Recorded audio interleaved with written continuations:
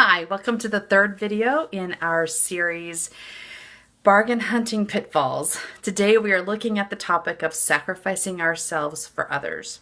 So there are lots of reasons why we might bargain hunt, but the one I'm going to focus on today is when we bargain hunt so that we can invest as little of our resources in ourselves as possible because we are setting aside those resources for somebody else. Now, the first problem that comes up with sacrificing ourselves for others is the same problem that always comes up when we talk about bargain hunting, and that is living in a mindset of scarcity. Scarcity tells us there are only so many resources to go around, and we have to adapt to that limitation and work inside of it. And scarcity comes to us from the mental energy field, which is the very earthbound part of ourselves, which can't see any way to change the circumstance and only knows how to adapt.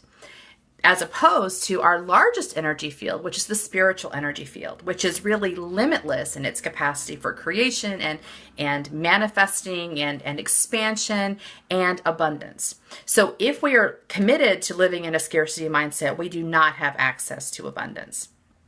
Now, the way that scarcity impacts us in sacrificing ourselves for others is that scarcity tells us that there are so few resources in the world that not everyone can benefit at the same time, which means if I want somebody else to benefit, I have to go without.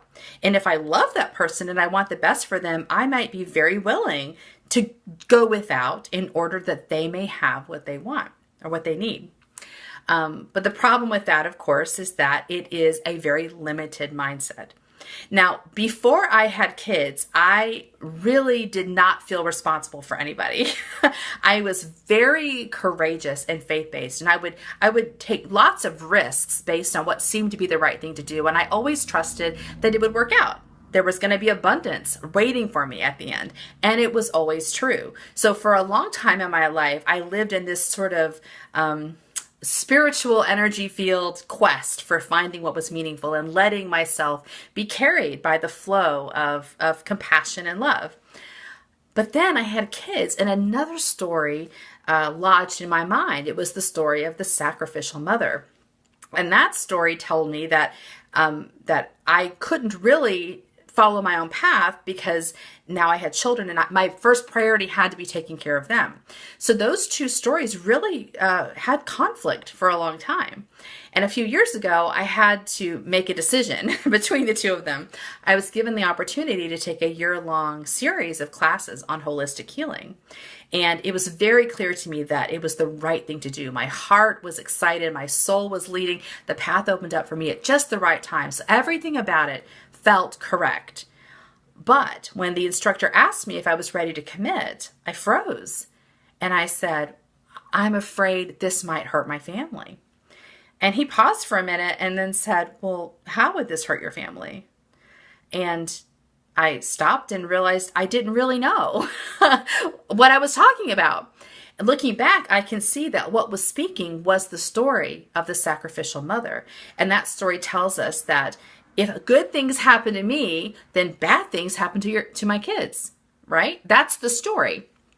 Even though my story of faith told me exactly the opposite, that when we move in faith, when we allow our heart to lead and our soul to lead in its wisdom, that everyone is benefited. The soul doesn't diminish one person to raise the other up, but everyone is benefited from that. And abundance follows when we flow into that way, which of course meant that me taking this course, which would benefit me and benefit the world, would have benefit my family as well.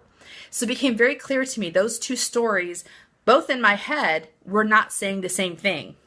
And that's important to know. We do have stories in our heads that don't say the same thing. They actually argue opposite beliefs. And not only do we need to know they are there, we need to consciously choose which one is our real belief story, which one is coming from the mental energy field, which is the limited earthbound field, and which one is coming from the spiritual energy field, which is limitless and really expansive. And which one do we want to anchor our life's path? Now, for me, I actually did end up taking the course and, of course, was very benefited by it, and my family continues to be benefited by it. But I still have that struggle pop up with the sacrificial mother, and I have to be aware of it and work with it very consciously. So The second problem that comes with sacrificing ourselves for others is that when we take responsibility for somebody else, we are actually depriving them of their power. It's a little hard to see because that's not our intention.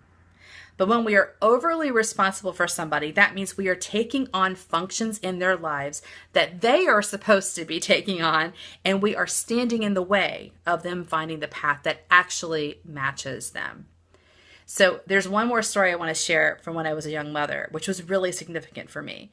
And it was when I was teaching my children to self-soothe themselves to sleep. Okay. Well, actually, I didn't teach them to self-soothe, right? They did it on their own. So I read a book by Dr. Mark Weisbooth that explained why it was important to allow children to put themselves to sleep and how important it was that they learn how to self-soothe. So I believed in it. I got what he was saying, and I was ready to do it. But I remember there was one paragraph in the book that really helped me. He said, when you put your baby down, you pat them on the back, and you tell them, I believe in you. I have confidence that you can accomplish this. And so I'm going to let you do it. You kiss them on the forehead and you walk away confidently. And I realized, like, that is the kind of parent I want to be. I don't want to be a parent that tells my kids that they're not able to do things, that they need me to get in there and make things smoother or clear the way or help them make decisions. I want to be a parent that says, you got this. I believe in you. I want you to spread your wings and find your way. And I want it so much for you that I'm willing to step back. And even as I hear you screaming in the other room as you're trying to self-soothe, I'm going to keep myself out of it because I believe that you can figure this out. And I want you to have that. So I use myself as a parent because that is my main experience of responsibility. But this applies to any relationships we have in which we are overly investing ourselves. Because the truth is, we don't really think this person's going to make it without us. We're worried that they're not going to pull it together. And so we keep investing in them. What if instead we stepped back and treated them with confidence, that the reason they are struggling is not because they don't have wisdom, but because we are blocking them from their wisdom? And are we willing to love them enough to step out of their way so they can find their way? And even if it's a little painful to watch, sometimes we believe in them and we communicate that and let them find their own connection to the spiritual energy field. Everyone has it. So they can find it if they're allowed to do so.